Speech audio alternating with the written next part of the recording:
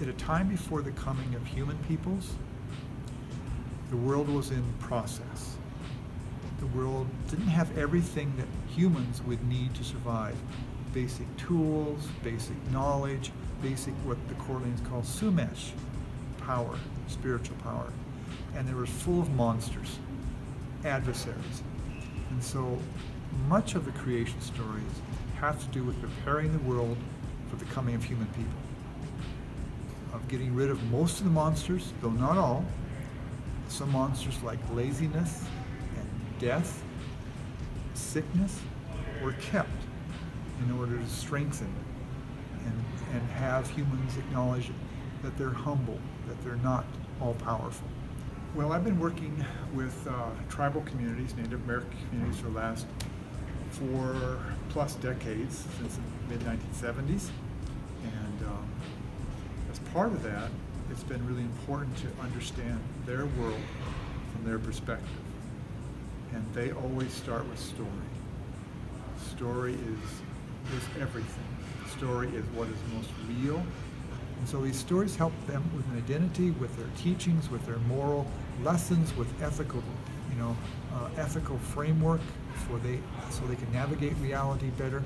You see all these rock formations, and every one of those rock formations is full of stories, creation stories that are relived. So as you engage that landscape on a daily basis, the stories, the important moral lessons, the teachings in those stories are reiterated for you as you engage that landscape. But there's this general framework of shared that we're part of creation as human beings. We're not above it. We're not owners of it. And we're part of a world in which there are animal and plant peoples that are of equal value to us, that there's a humility about that and a kinship with all the creation. And we acknowledge that there's some sort of creator force. Anyway, he saw the world as a great wagon wheel, that there are many different spokes, different ways. Some of those ways include Hinduism, Buddhism, Taoism, Christianity, Judaism, Muslims, science, Indian ways. They're all separate spokes. They're all important. They're all equal.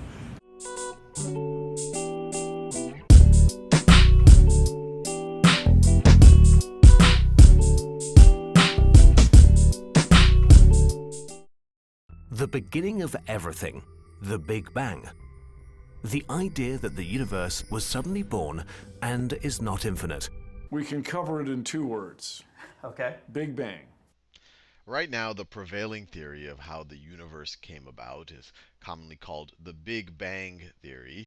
In fact, the whole universe is expanding in all directions, getting bigger and bigger, like a balloon inflating.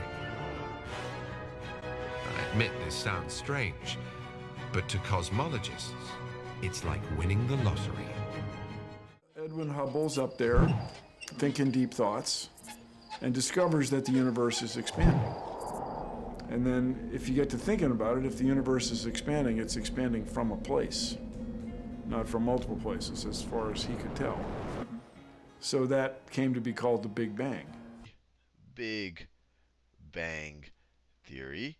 And it really is just this idea that the universe started as kind of this infinitely small point, this infinitely small singularity, and then it just had a big bang, or it just expanded from that state to the universe that we know right now. And when I first imagined this, and I think it's also a byproduct of how it's named Big Bang, you kind of imagine this type of explosion. You kind of imagine this type of explosion, that everything was infinitely packed in together, and then it exploded, and then it exploded outward.